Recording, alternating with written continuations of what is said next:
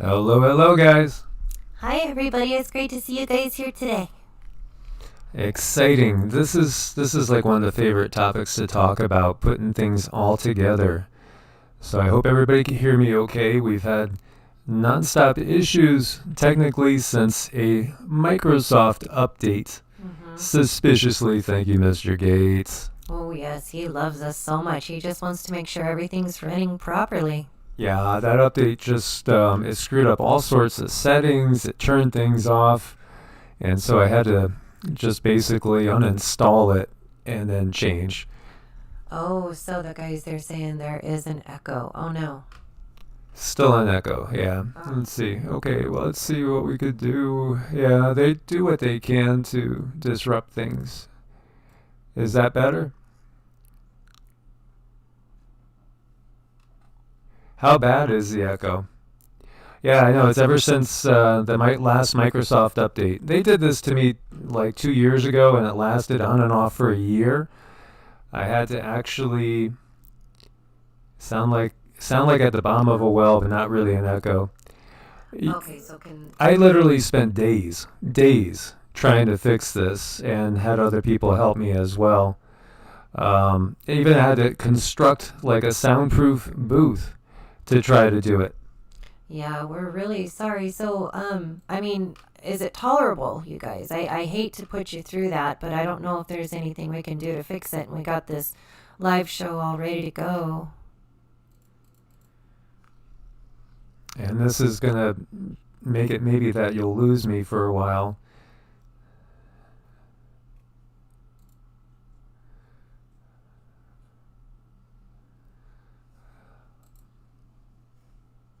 Let us see if this helps at all. Because what they want us to do is to just give up and stop making videos. Can you hear me? Okay, so Karma Doc says it's all good, so you can hear us okay now, Miss Karma Doc? Okay. Yeah.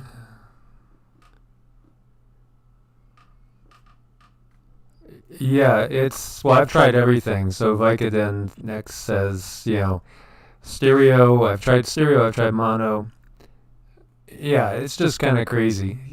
But some people just focus on that and forget about the content, and. So, okay, 2 minutes and 41 seconds in, we'll actually get to what we're going to talk about. And so, it's fascinating when you really put things together. You got to put things together. You got to just, go deeper. Because unfortunately, the majority of the world doesn't go deep. It just looks at things superficially and just accepts blindly.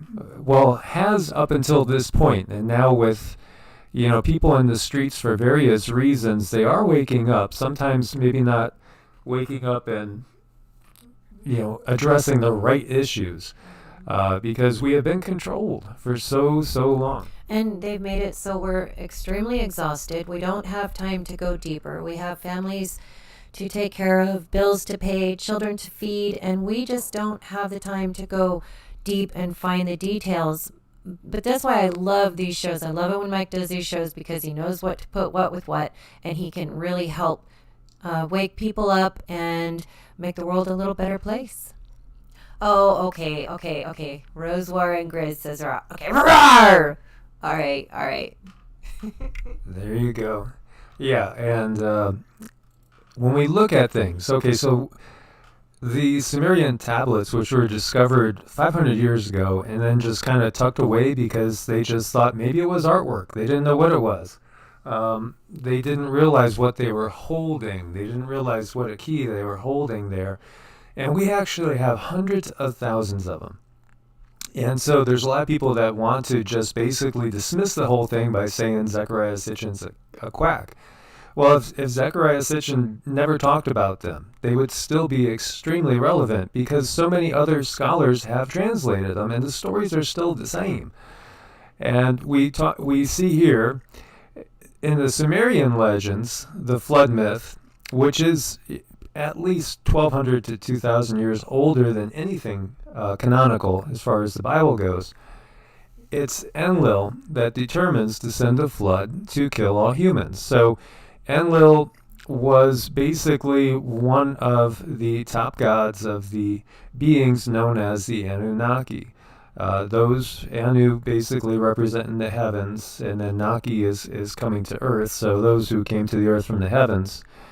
And, it's interesting because many people think it's just basically a war between two factions that's been going on between Enlil and Enki, because they've always had animosity, as Enki is the older son, but Enlil's in charge. And Enki became in charge of the earth. Enki actually means Lord of the earth. And it's really an interesting thing to read these, because it's clearly, they're not God. None of these beings are the source of everything. And then they didn't even really create us, because we are eternal souls. We're eternal spirits. We're just in these bodies that were perhaps altered by them from what it originally was, in order to have a good servant, basically, to work the mines. And if we look to South Africa, we have mines that are hundreds of thousands of years old. We have mines there that are very large and deep, and that are older than Homo sapiens sapiens. So who was working them before Homo sapiens sapiens was around, or when Homo sapiens sapiens was actually coming into being? It's a good question. So it's Enlil that determines to send a flood to kill all humans.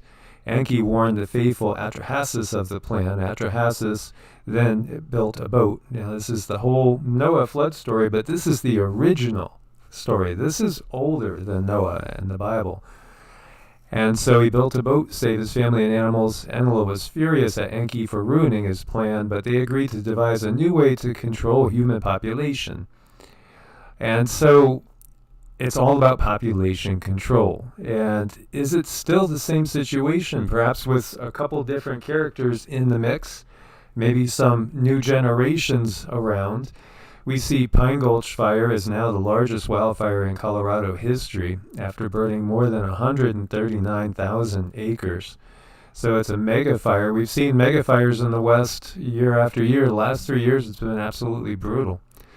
And so this one started on July 31st, about 18 miles north of Grand Junction, was sparked by lightning. Or was it a DEW? Because we're going to get into that a little bit more. And here we see, on top of everything else we have going, 400,000 chickens, turkeys, and emus euthanized as bird flu is spreading in Australia.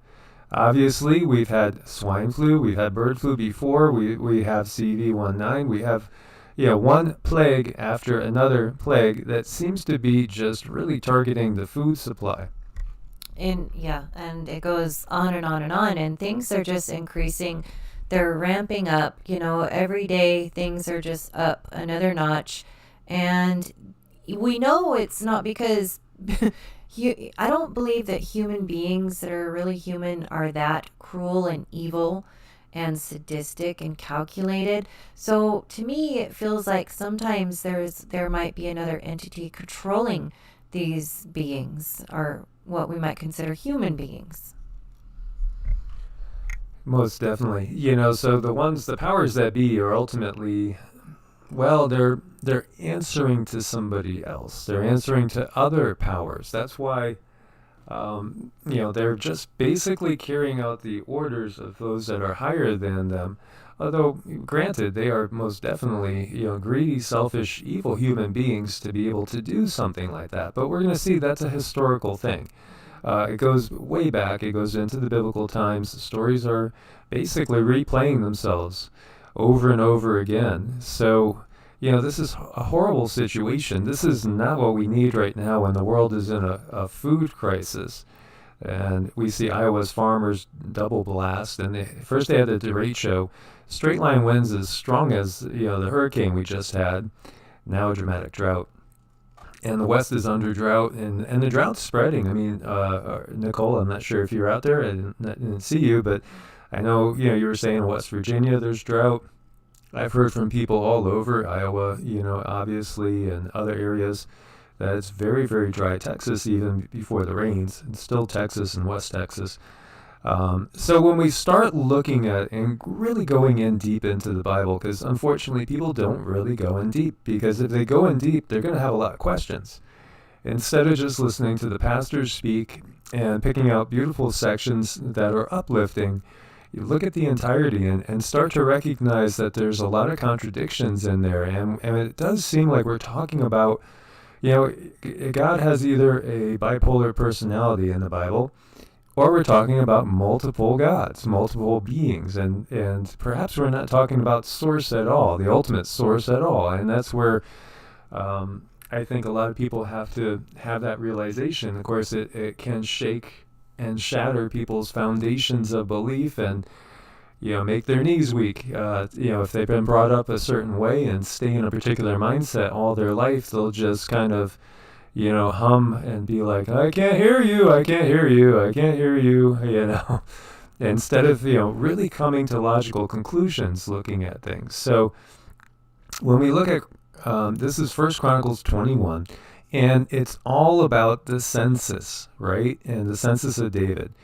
And so what happens, and I'll read this, and first it says, and Satan stood up against Israel and provoked King David, this is King David, to number Israel, right?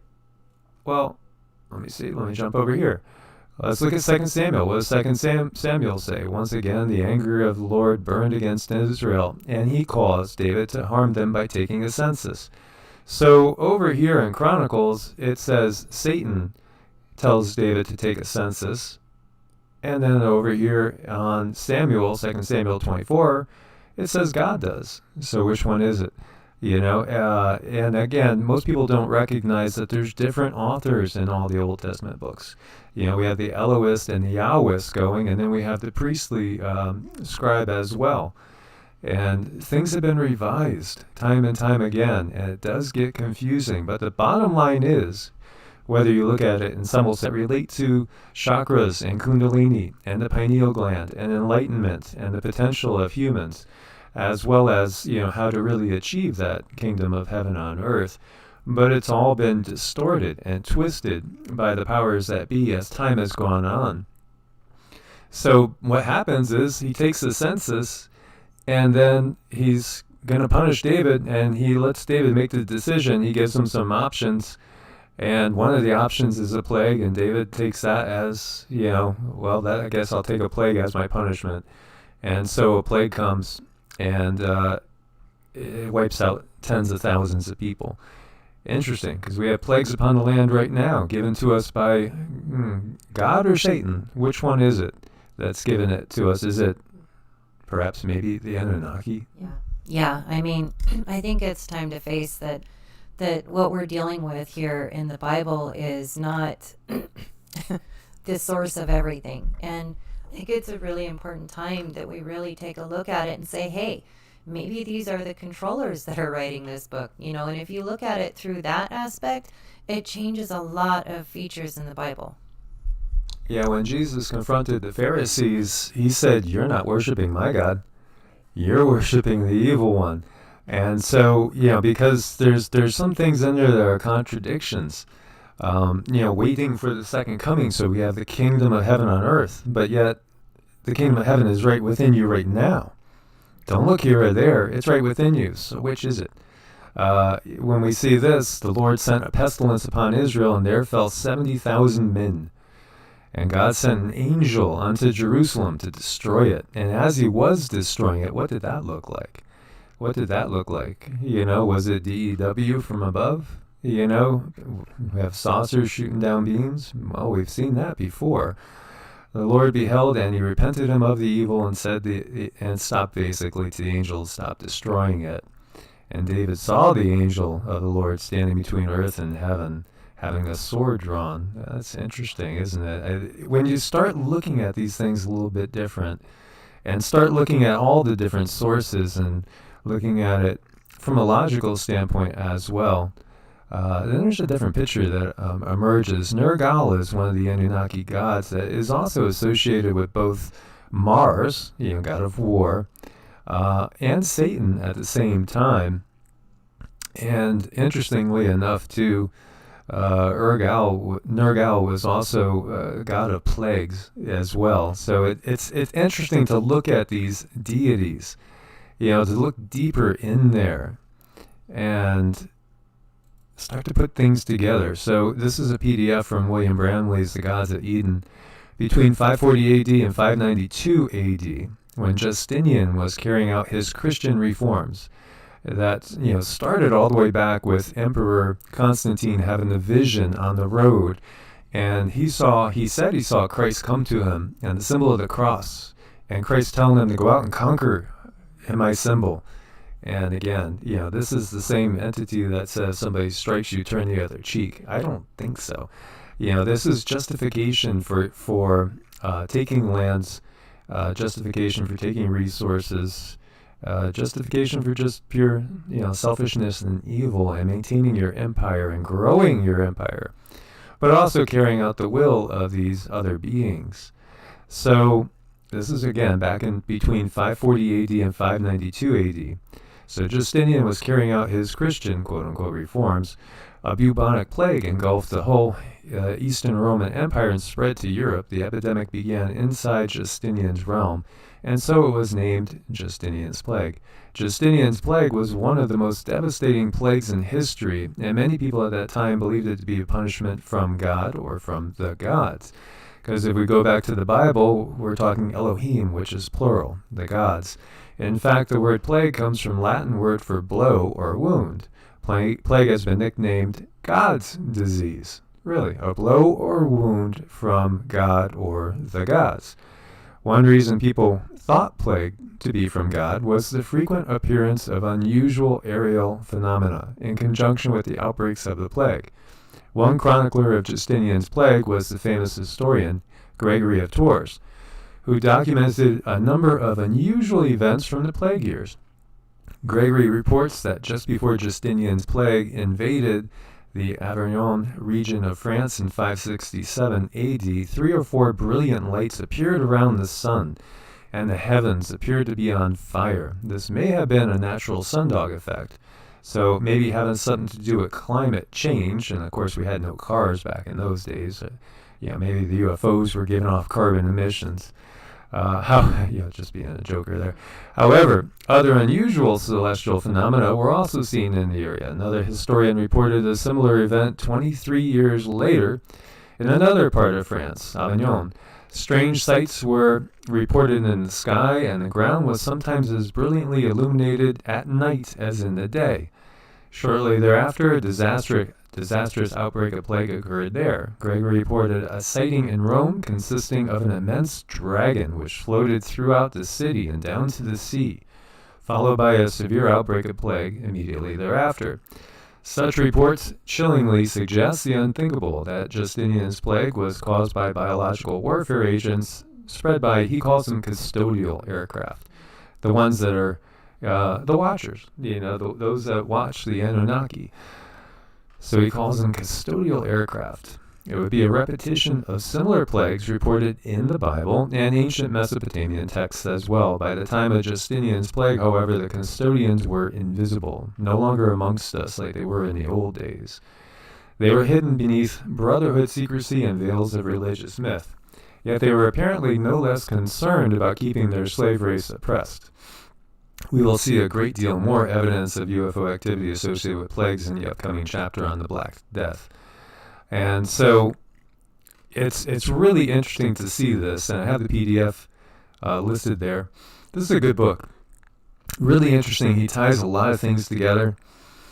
And, there was this depiction, again, of the Great Chicago Fire in 1871 with a typical flying saucer shooting down what we would call today a DEW, and then you have the flames coming. So it wasn't Mrs. O'Leary's cow. And there was a buzz about this. There were articles written, that were published in papers of the time, people seeing these things. So was that our secret space program way back then? We know the Nazis had the flying bells, maybe back in the 30s, and they were working on them, and supposedly given to them by some Nordic aliens that were under the control of Greys and reptilians. Very interesting. How do we explain that? How do we explain that if there's not the presence of extraterrestrials amongst us. And, you know, to categorize them as demons again is very, very much like categorizing every bird as just one type of bird. It's just a robin. That's all there is. There's robins. There's nothing else but robins. You know, it just doesn't make sense at all. And this is also talking about the great ET cover-up conspiracy.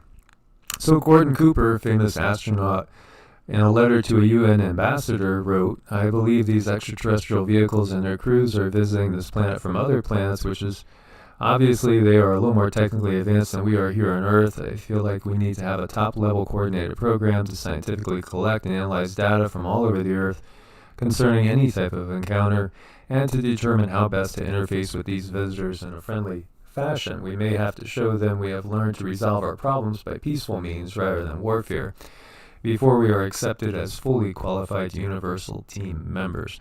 And he goes on talking about seeing several different groups of UFOs. There's actually videos out there, I've shown them before, where there's two astronauts there on the moon, and some will say that, you know, it's just all Hollywood studio, and they want to convince us that demons are really, you know, aliens. But we just have to use a little logic there. But there's conversations between them where they say, "Hey, oh, there's one. Yeah, there they go again." Just like that. Like, just so matter of fact, because they've seen so many of them. And then we have all the depictions of these giant beings treating humans as slaves, coming out of Sumeria and Acadia. And we have so many things that have carried on to this day. Their symbolism is obvious. We've talked so many times about the symbolism in the Vatican, the Pope, you know, the pine cone on the top of the staff, which represents, again, the pineal gland. And that's the key. The pineal gland is, when it's awakened, then, you know, we become like the gods, having the knowledge of good and evil, as well as more knowledge than that.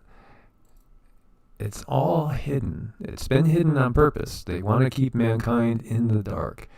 I, the Lord, your God, am a jealous God.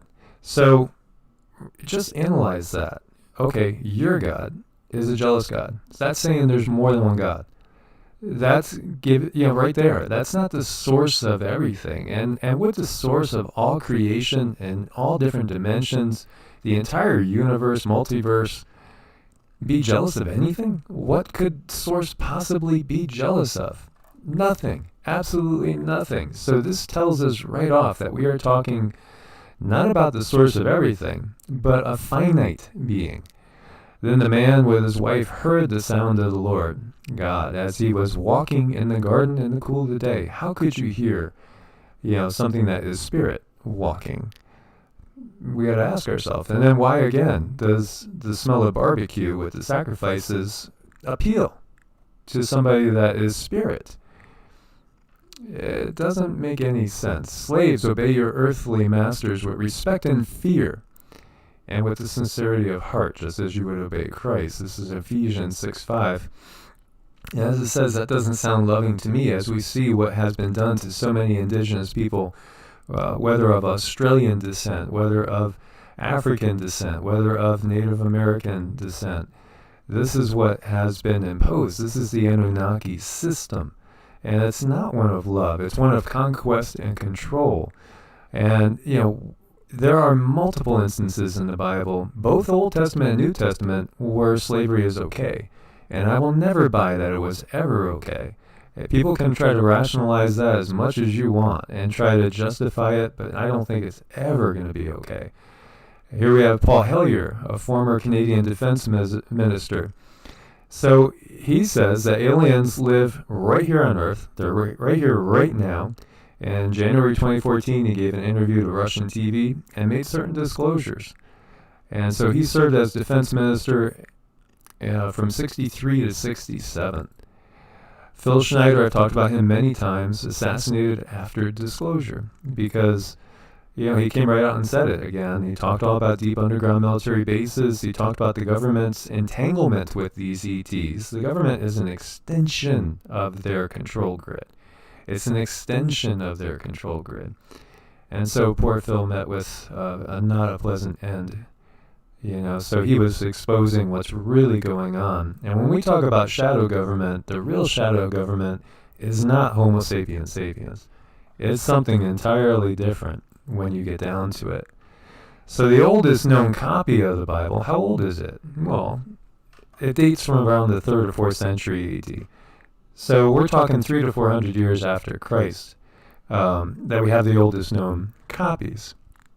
And this one is known as the Codex Sinaiticus.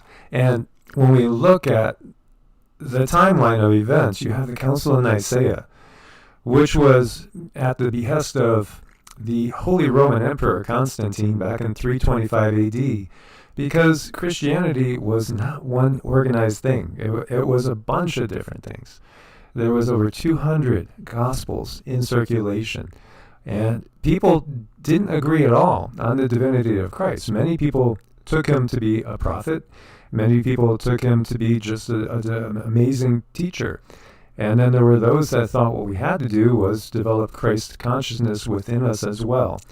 And so what happens is that Gnosticism is eradicated, and there's one single version of Christianity that comes out of this. Now recognize also that Constantine was trying to keep his empire together because it was falling apart. And so you could control the people easier if you control their minds and their philosophy, their religion. So if they believe that they have to follow the edicts of the one true church, otherwise, even if they die, they're going to suffer. The emperor might kill them, but if they had a different sort of faith, they might hold on to their beliefs. But when they grow up believing that also, if they go against any of the wishes of the church, that they're going to suffer and be burned eternally, well, then they're going to listen. Yeah, and I think the number one tool they use to control us with is our very own belief system. It's our own ego. And they swoop in and they use information and say, hey, this is a good thing, and this is how you can be righteous, and this is how you can show love, and this is what makes you a good person. And everybody wants to be part of something bigger than themselves. That's, I feel a natural human trait for the most part. People want to be part of something bigger than themselves. Very, very important. And they use that emotion, and they use deceit, and they use cognitive dissonance, and it's really, really disgusting. And this is how they come in and control us. So, was Christ an avatar? Basically, like what we see in the Hindu tradition, where you have a deity like a Vishnu who is the preserver, come back in multiple incarnations. If we look at the Law of One, it says that he was a fifth density wanderer, and we could equate that to what we would call nowadays an ascended master. That's coming back down to, in order to set us straight, which incidentally is really fascinating, that we have these amazing individuals that come in at certain time frames and often very close to each other.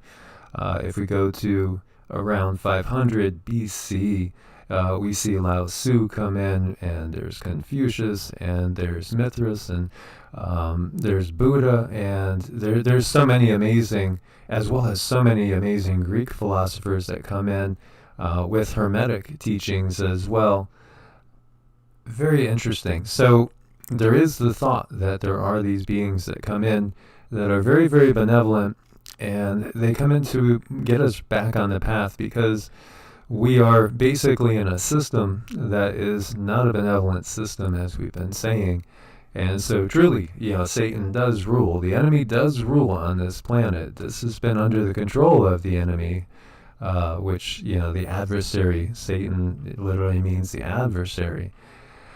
So Constantinople here in 381 AD, again, they had certain declarations. So they affirmed Christ's double generation, declared Christ's oneness with the Father, finished the creed that was started at Council of Nicaea, declared Christ's full humanity, but also declared Christ before all ages existence. When we go to the Bhagavad Gita, Krishna, who is an incarnation of Vishnu, says to Arjuna, who is about to fight his cousins in a big battle, and he says to him, Krishna says to Arjuna, the difference between you and I is that I remember all my incarnations. So I know that I existed before this body. And that's self-realization in Hinduism.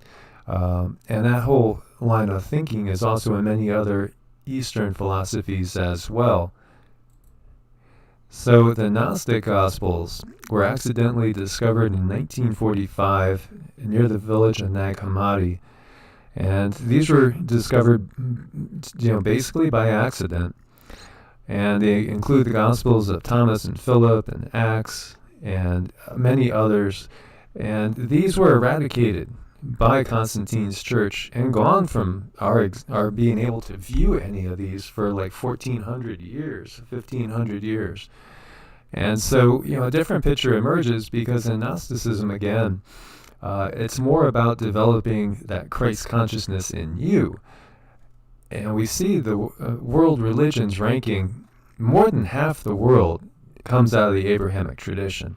So the Abrahamic tradition is the dominant religion on the planet. Christianity comes out of Judaism, but it's influenced by other things as well. Strong Persian Zoroastrianism influence from the diaspora, as well as Egyptian influence as well, and then Islam also comes out of it. So when we put those together, you realize that the mindset through which the world is viewed by the majority of people is from the Abrahamic point of view, which really gives us so much of the situations that we have right now. And we go back and we look at the Tower of Babel. And so God came down to see what they did.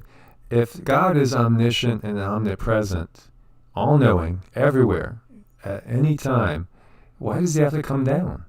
He's already here. So again, this makes it obvious that we're not talking about the source of all creation. The people are one, they have one language, and nothing will be withheld from them which they propose to do. So come, God says, to who? Let us go down and confound their speech. And so God scattered them upon the face of the earth and confused their languages so that they would not be able to return to each other. And they left off building the city which was called Babel because God there confounded the language of all earth. And again, Elohim is plural in the Bible. And so when we see this, and recognize also that this all is rehashing of older Sumerian stories with a twist because they want to turn it into a monotheistic point of view. Because there is ultimately only one source. There's one source of all, but this is not really the source. So what's typically said is, again, when I asked those questions back when I was a little kid, they said, okay, it's a reference to the Trinity, is what I was told. It's God the Father talking to God Jesus, talking to the Holy Spirit. And does that really make any sense? Really? Because, if Jesus said, I and the Father are one, he wasn't incarnated yet, because he hadn't taken flesh yet, then how does that make any sense? It doesn't make any sense unless we're talking about something totally different. Unless we're talking about, again, the Anunnaki gods who are not gods. So what's the ultimate outcome of Revelation? Well, ultimately, we know about the mark of the beast. Everybody's going to have to take the mark of the beast on their forehead or, on their hand. Ultimately, we see in Revelation 22, they will see his face, and his name will be on their foreheads. So the throne of God and of the Lamb. So that's like saying there's two different entities. The throne of God and of the Lamb will be within the city, and his servants will worship him. And they will see his face, and his name will be on their foreheads. So everybody gets a mark. And, again, cattle is marked, branded. Property is branded. Interesting thoughts. Everybody gets it. There's just whether it's this one. And again, when we look back to the Anunnaki gods, they all lived in their temples. When they were on Earth. They weren't always on Earth. See, two marks on people's foreheads. Some will wear the seal of God. The rest will wear the mark of the beast. A deity, when we look at the Anunnaki gods, the deity's temple was believed to be that deity's literal place of residence. The gods had boats, full-size barges, which were normally stored inside their temples. They were used to transport their occult statues along waterways during various religious festivals. The gods also had chariots as well. So they weren't always there, but when they were there, they were the boss. Then, as we see, kingship was given on high to particular humans of particular bloodlines when the gods left. They were their ambassadors and emissaries. They were the ones, and that's the families that we're talking about here. The Rothschilds, the Rockefellers, and many others. They are the lineage that was given the authority to act in their behest, but they still have to act to the gods. And so when the gods were there, there was all sorts of festivals and celebrations, and of course sacrifices were given, and the most beautiful of women were brought to the temple to be the temple prostitutes to the gods. And of course we all know about the mix of the Nephilim, the Genesis 6, right? The sons of God saw the daughters of men and thought they were beautiful, and they came unto them and had children.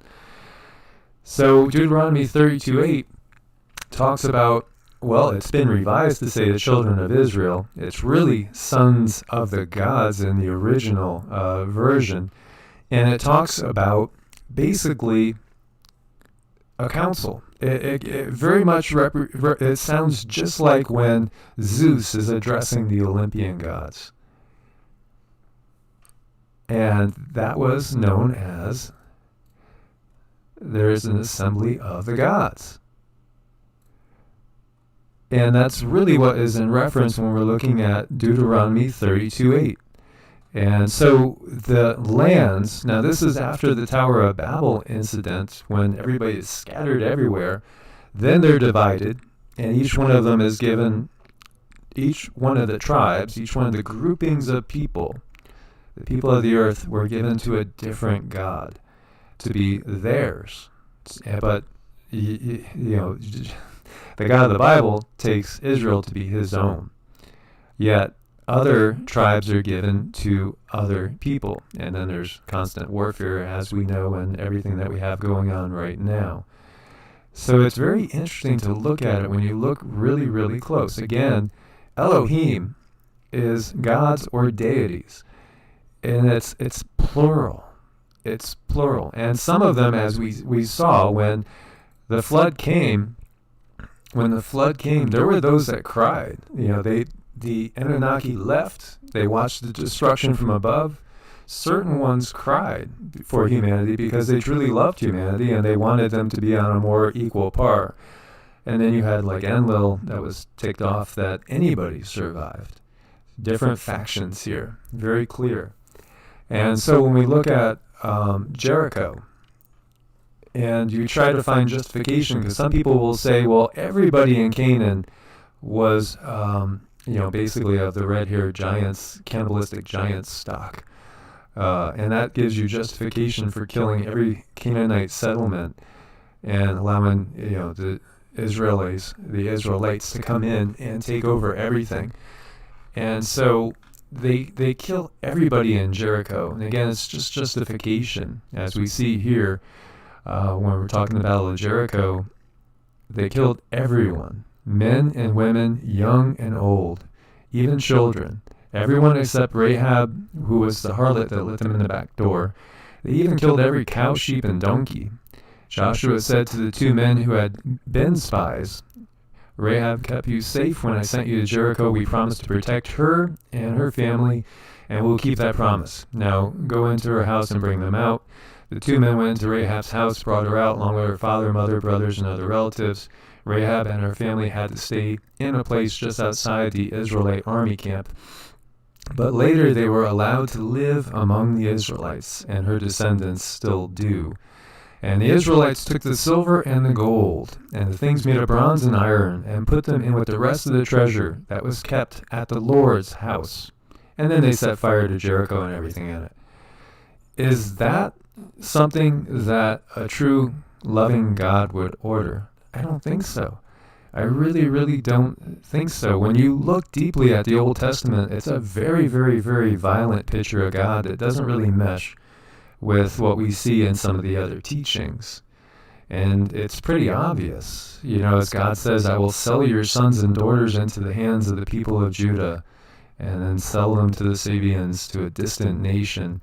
And it's all about, violence and doing exactly what has been, done to you. But when we look at it, the Israelites leave Egypt, and there's even, various different lines of thoughts on that. Some people believe Moses was Akhenaten as well, and I'm talking too much. I'm going to let Cindy talk a little. No, you're doing awesome. This is why I love it when you do it, because you know how to take these things and parallel them and make it so people can understand and help wake up more people. I think that's the important part, is that, people wake up, because there's too many people getting hurt from people that are asleep and don't really know what's truly going on. And here's another quote, from one new moon to another and from one Sabbath to another, all mankind will come and bow down before me, says the Lord. And they will go out and look on the dead bodies of those who rebelled against me. The worms eat them will not die, and the fire that burns them will not be quenched, and they will be loathsome to all mankind. It's not the peace and love and beautiful things that we think of. And so it's clearly what we have here is a mix of various Anunnaki God elements, because, as I said before, it could give you whiplash, when you follow it. And this is the entirety of Revelation 22. So what is really going on here? And so the Tao is the all. And so Taoism is a philosophy that comes from Lao Tzu. And the Tao is everything that is. And the Tao we could view of as source. So the Tao that can be told is not the eternal Tao. The name that can be named is not the eternal name. The nameless is the beginning of heaven and earth. The named is the mother of 10,000 things. Ever desireless, one can see the mystery. Ever desiring, one can only see the manifestations. These two spring from the same source but differ in name. This appears as darkness, darkness within darkness, the key to all mystery. This is some beautiful stuff. I just love to read this stuff and sit and absorb it and let it soak in. Let it soak into your energy. Let it soak into your belief system. And, I think it truly, reading this stuff makes people better people. Yeah, it's totally, totally different than what we get, especially looking at the Old Testament, which is so violent in so many places. It is. I mean, that's the most horrible thing about it, is there's so much violence in the Bible, and then they bring it to be this holy book of wonder, and it should be revered, and no, I don't think so. No, we have to look at the teachings that were burned and destroyed to find some of the real truth in there. And why were they persecuted? Why were they destroyed? Well, because they teach that source God, the real God, is within us, as we see. And there's glimpses of it, because some of it has stayed in the Bible. But at the same time, a lot of it's been used to just control us. So again, from the Anunnaki perspective, from the Sumerian legends, the Sumerian cuneiform tablets, which again are thousands of years older than anything biblical, we learn that mankind is a slave race. And if you look at Revelation 22, what's the ultimate outcome? A new heaven and a new earth. But also, mankind is a slave race. So when you look at it from that standpoint, it's the Anunnaki story. It's still mankind as slaves, bowing down and serving, not becoming co-creators. So, this has been used to condition our minds and get us to accept slavery, to accept subjugation. And we see it in the system that is here. When we look over in Harappa and we look over into the Indus Valley, there's evidence of civilizations that had no kingship, that seemed to work together in a uniform way. And when we look at a lot of the teachings from the East, they teach us that source is within us. Every single one of us has that divine spark. And what is the abomination of desolation in Revelation? It's basically when mankind realizes that he himself is a god, in the sense that source is within us and we are of the same. So we are being subjugated. It's the basic bottom line. How could we say this? Now, neither shall they say, lo, here, or lo, there, like look here, look there. For behold, the kingdom of God's within you. So that's kind of in opposition to what we see in so many of the Old Testament books, and you could also take it from Revelation 22. If you look at the book of Joel and the great and terrible day of the Lord, Malachi talks about it as well. Isaiah gets into it as well. And the sign of God up in the sky, and mankind will look up and see the sign of the return of God, and they will wail and their knees will fail them. It just came to me back when I was like 20.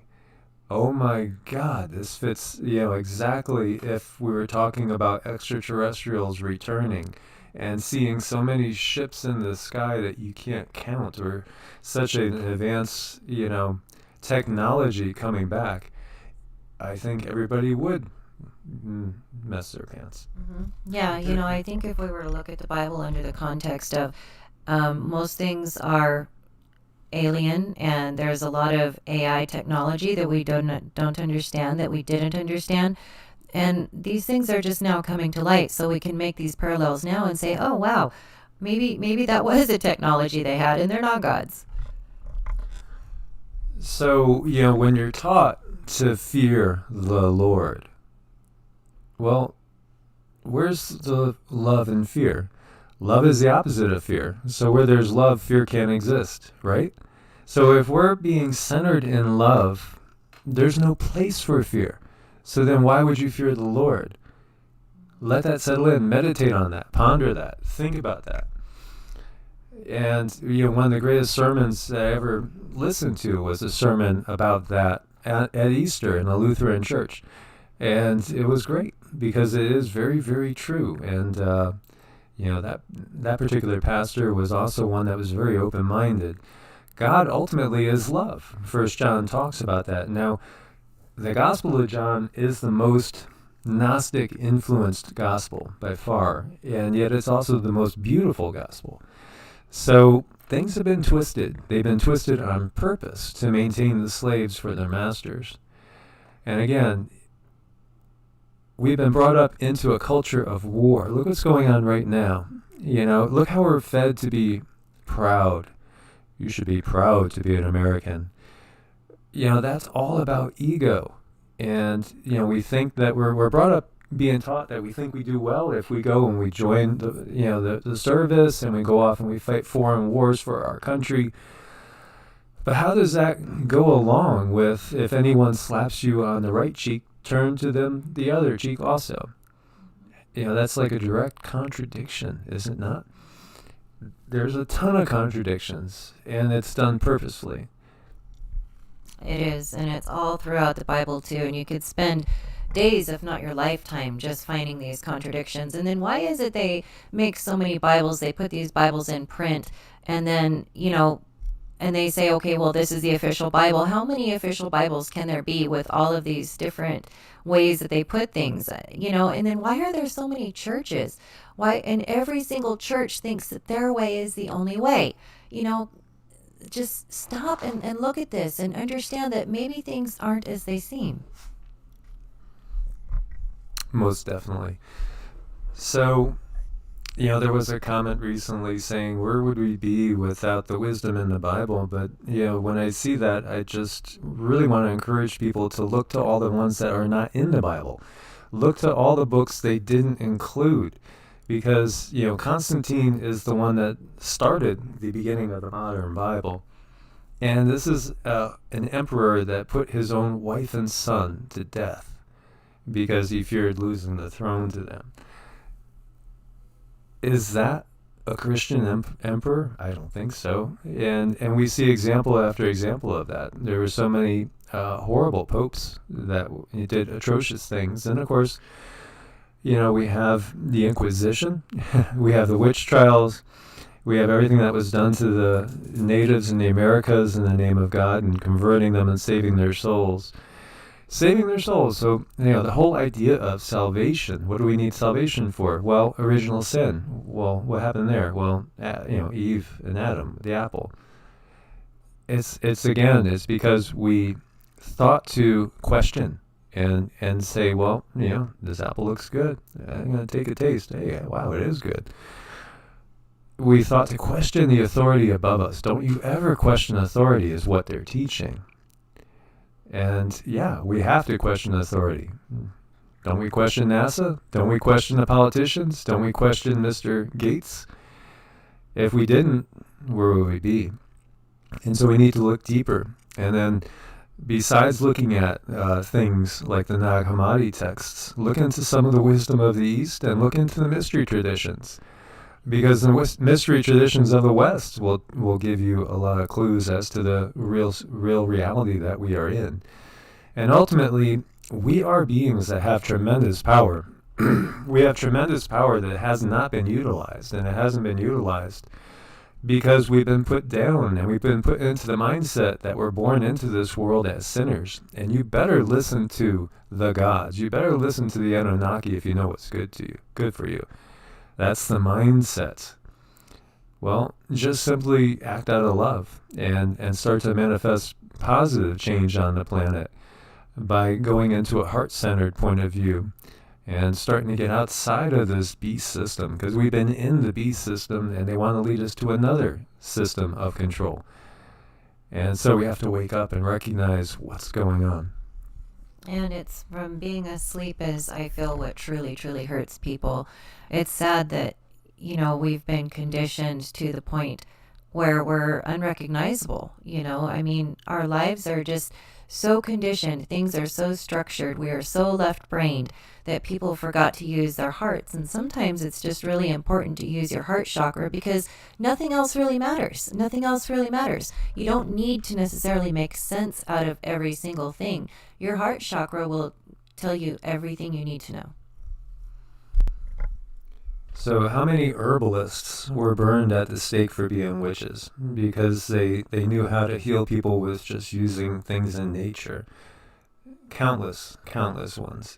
It's the same thing we see going on, right now with, the industry that dominates things, PHARMA.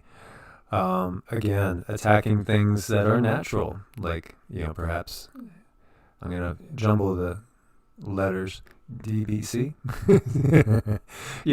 There's so many things that are in nature that can help and heal us. This whole society, this whole world that we've been brought into truly is controlled by the adversary. And again, that's what Satan means. Just like angel really means messenger in Greece and Aramaic. So we need to distinguish and really, understand what's happening and then come together and refuse to be separated. We have been separated for a long time. And the Great Awakening is underway right now. People are waking up. They're starting to smell the coffee and recognize the control that's going on. And, as Cindy has said, one of the things that freaks me out about the whole having to cover your face thing is Sharia law as well, and think about the way it's heading. So Islam, what does Islam mean? Let me see what it means here. It's always good to look these things up. You take some words and you need to pick them apart sometimes so the vibration that's coming out, truly what it is. So Islam is an Arabic word meaning submission, and in the religious context means submission to the will of God. Now, which God? Because if we go into Allah, then we go into Allah, sin, non-our sin, which interestingly enough takes us to the Sinai Peninsula, takes us to where Moses had his encounter with the burning bush. And he asked God, who should I say sent me? And God said, Ea, Ashur, Ea, which means I am that I am. But that was at the same place that is thought to be the location where the moon god Sin was, going back to the Sumerian deities. Interesting as well. Submission, submit. Again, let's go all the way back. And let's see, I wanted to, it goes back to these guys. Why are they on the wing disc? Why do they lead humans who have ropes tied around their neck about as if they are slaves? Well, it's the same old story. It's been with us for thousands of years, guys. So I want to thank everybody for your support on Patreon and also on Ko-Fi. It's a pleasure and an honor to be able to do this, and we'll do this as long as we can. Yeah, we'll keep it going as long as we can. So we're just really grateful we can get through still on this channel, and you guys have a wonderful day. God bless and namaste. God bless, guys.